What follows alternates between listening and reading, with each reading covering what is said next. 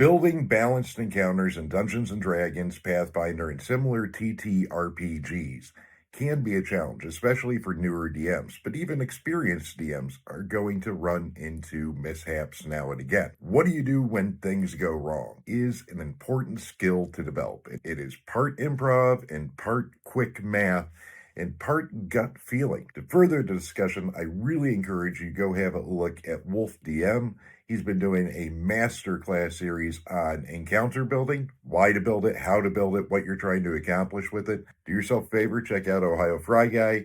He's got some math that he works when it comes to improving the encounter on the fly in Dungeons & Dragons. Listen, sometimes the dice are just against you. The encounter suddenly becomes much harder than it's supposed to, or you end up with something that is far easier than it's supposed to be. In many cases, it's fine. Let it go. Don't stress. That encounter was too easy. Maybe you have another one down the road. That encounter was harder than expected.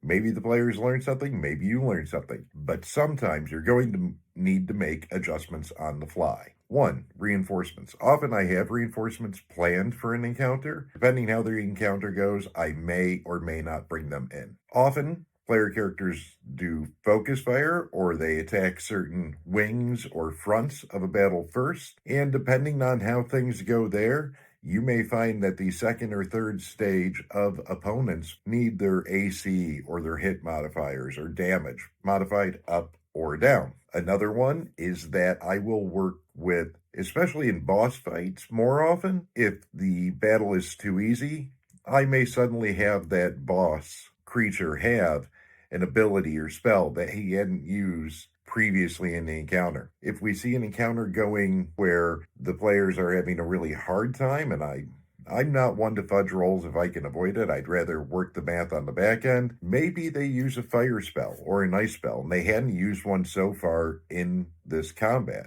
And now suddenly that creature or those creatures have a vulnerability to it, or something's flammable that they didn't notice before. There's lots of ways to adjust things in the encounter that are going to go ahead and help you balance it on the fly.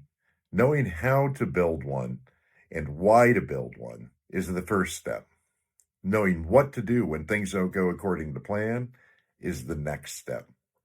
Until I see you again, remember to be well, be safe, and be awesome, both to yourself and one another.